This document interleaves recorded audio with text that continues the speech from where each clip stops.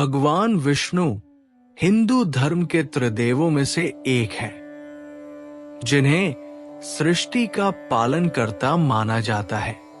हिंदू धर्म ग्रंथों के अनुसार जब जब धरती पर अधर्म, पाप और अन्याय बढ़ता है, तब तब भगवान विष्णु अवतार लेकर धर्म की स्थापना और सृष्टि की रक्षा करते हैं। उनके कुल 24 अवतारों का उल्लेख है, लेकिन 10 अवतार, जिन्हें दशावतार कहा जाता है, सबसे प्रमुख माने जाते हैं। ये अवतार विभिन्न युगों, सतयुग, त्रेतायुग, द्वापर युग और कलयुग में लिए गए। मत्स्य अवतार, मछली अवतार, युग सतयुग। कथा, पौराणिक कथाओं के अनुसार सतयुग में एक विशाल प्रलय आने वाली थी, जो पूरी सृष्टि को जलमग्न करने वाली थी।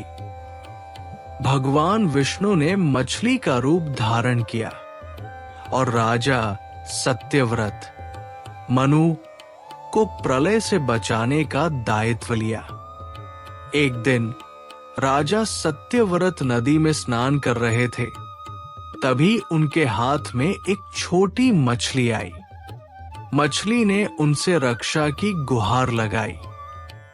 जैसे जैसे मछली का आकार बढ़ता गया, राजा उसे बड़े बड़े जलाशयों में ले गए।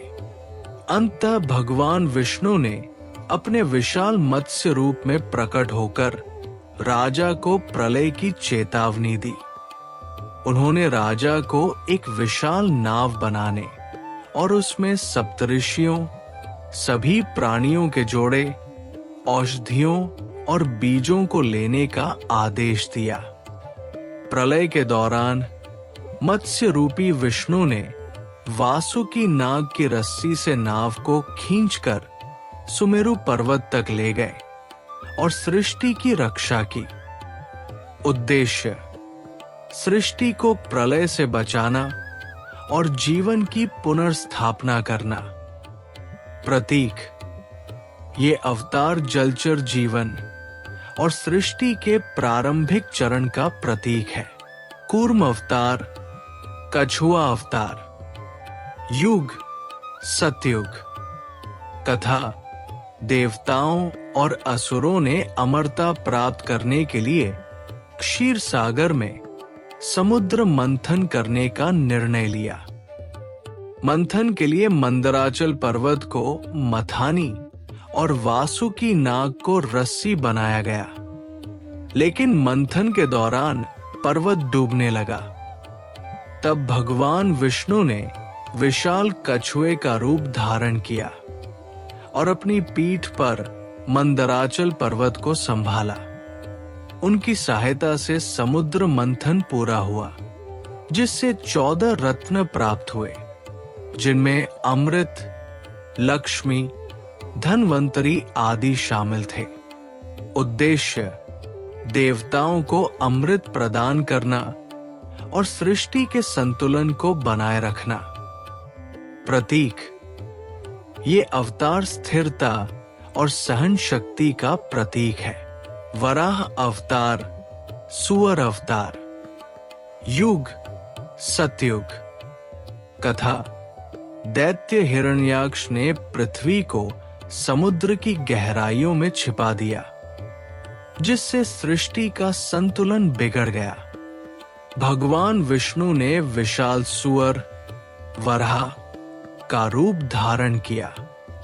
उन्होंने अपनी थूथनी से समुद्र की तलहटी में पृथ्वी को खोजा और अपने दांतों पर रखकर उसे वापस सतह पर लाए। इसके बाद उन्होंने हिरण्याक्ष का वध किया और पृथ्वी को पुनः स्थापित किया। उद्देश्य, पृथ्वी की रक्षा करना और दैत्य हिरण्याक्ष का नाश करना।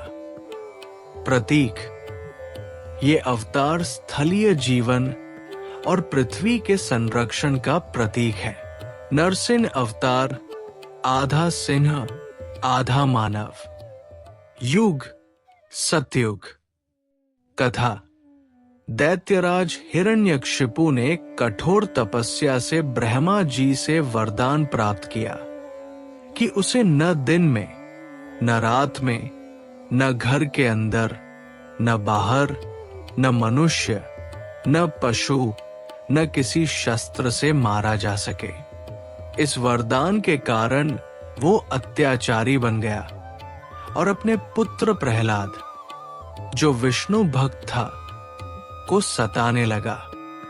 प्रहलाद की भक्ति से प्रसन्न होकर भगवान विष्णु ने नरसिंह रूप धारण किया, जो आधा सिंह और आधा मनुष्य था।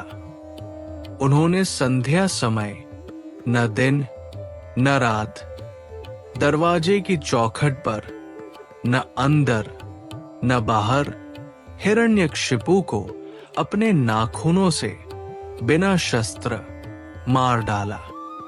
उद्देश्य भक्त प्रहलाद की रक्षा करना और हिरण्यकशिपु का वध करना। प्रतीक ये अवतार भक्ति की शक्ति और अधर्म के विनाश का प्रतीक है। वामन अवतार बौना ब्राह्मण। युग त्रेता युग। कथा। दैत्यराज बलि, जो प्रहलाद का पौत्र था, बहुत शक्तिशाली और धर्मी राजा था। उसने अपने तप और यज्ञों से तीनों लोकों पर अधिकार कर लिया, जिससे देवताओं का स्थान छिन गया। भगवान विष्णु ने बौने ब्राह्मण वामन का रूप धारण किया और बलि के यज्ञ में पहुंचे। उन्होंने बलि से 3 पग भूमि दान में मांगी। बलि ने सहर्ष स्वीकार किया। वामन ने अपने विशाल रूप त्रिविक्रम में एक पग में पृथ्वी और दूसरे पग में स्वर्ग नाप लिया। तीसरे पग के लिए कोई स्थान न होने पर बलि ने अपना सिर आगे किया। वामन ने तीसरा पग बलि के सिर पर रखा और उसे सुतरलोक भेज दिया। साथ ही उसकी भक्ति से प्रसन्न होकर उसे वरदान दिया। उद्देश्य देवताओं को उनका स्थान वापस दिलाना और बलि के अहंकार को तोड़ना। प्रतीक ये अवतार विनम्रता और बुद्धिमत्ता का प्रतीक है। परशुराम अवतार। युग त्रेता युग। कथा। भगवान विष्णु ने भार्गव कुल में महर्षि जमदग्नि के पुत्र के रूप में परशुराम का अवतार लिया। उस समय क्षत्रिय राजा सहस्त्रबाहु अर्जुन अत्याचारी हो गया था और उसने परशुराम के पिता की हत्या कर दी थी। परशुराम ने अपने फरसे परशु से सहस्त्रबाहु और अन्य अत्याचारी क्षत्रियों का वध किया। उन्होंने 21 बार पृथ्वी को क्षत्रिय विहीन किया और ब्राह्मणों को धर्म का पालन करने की प्रेरणा दी। उद्देश्य अत्याचारी क्षत्रियों का नाश करना और धर्म की पुनर्स्थापना करना। प्रतीक ये अवतार क्रोध और धर्म के प्रति समर्पण का प्रतीक है। श्री राम अवतार। युग त्रेता युग। कथा। भगवान विष्णु ने अयोध्या के राजा दशरथ के पुत्र के रूप में श्री राम का अवतार लिया। उनका जन्म रावण और अन्य राक्षसों का नाश करने के लिए हुआ था। श्री राम ने माता सीता से विवाह किया और 14 वर्ष का वनवास स्वीकार किया। वनवास के दौरान रावण ने सीता का अपहरण कर लिया। श्री राम ने हनुमान, सुग्रीव और वानर सेना की सहायता से लंका पर आक्रमण किया और रावण का वध किया। उन्होंने मर्यादा पुरुषोत्तम के रूप में धर्म, सत्य और मर्यादा का पालन किया। उद्देश्य रावण का वध और धर्म की स्थापना। प्रतीक, ये अवतार मर्यादा, सत्य और कर्तव्यनिष्ठा का प्रतीक है। श्री कृष्ण अवतार। युग द्वापर युग। कथा। भगवान विष्णु ने देवकी और वासुदेव के पुत्र के रूप में श्री कृष्ण का अवतार लिया। उनका जन्म मथुरा में हुआ, लेकिन कंस के अत्याचारों से बचाने के लिए उन्हें गोकुल में यशोदा और नंद के पास भेजा गया। श्री कृष्ण ने कंस, जरासंध और अन्य राक्षसों का वध किया। महाभारत युद्ध में उन्होंने अर्जुन को गीता का उपदेश दिया, जो मानव जीवन के लिए अमर मार्गदर्शन है। श्री कृष्ण को पूर्ण अवतार माना जाता है। उद्देश्य कंस और अन्य अधर्मी शक्तियों का नाश, धर्म और ज्ञान की स्थापना।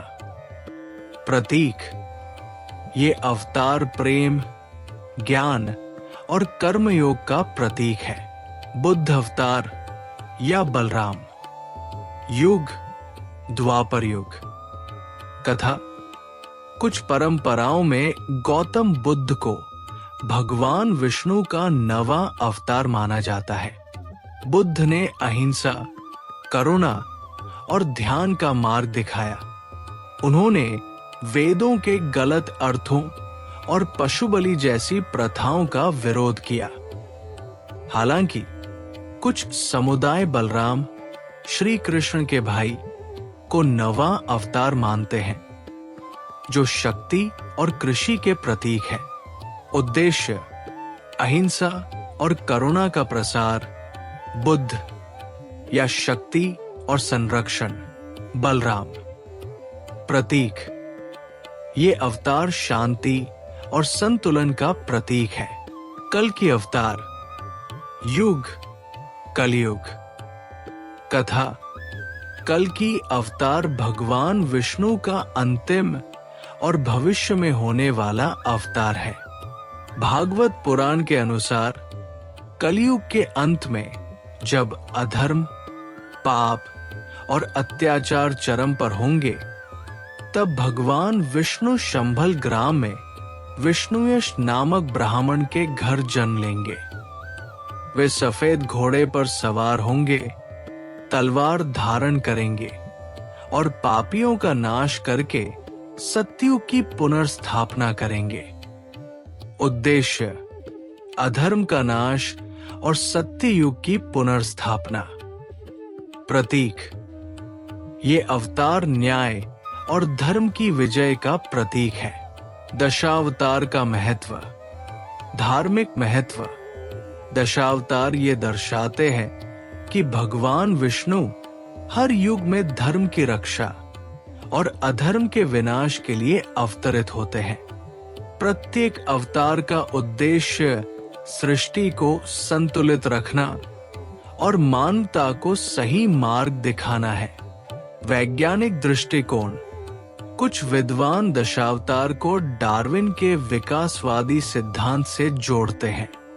मत्स्य, जलचर, कूर्म, उभयचर, वराह, स्थलीय, नरसिंह, आधा मानव, वामन, प्रारंभिक मानव, परशुराम, हथियारधारी मानव, राम, मर्यादित मानव, कृष्ण, दिव्य मानव, बुद्ध, ज्ञानी मानव और कल्कि, भविष्य का मानव, विकास के क्रम को दर्शाते हैं। सांस्कृतिक महत्व।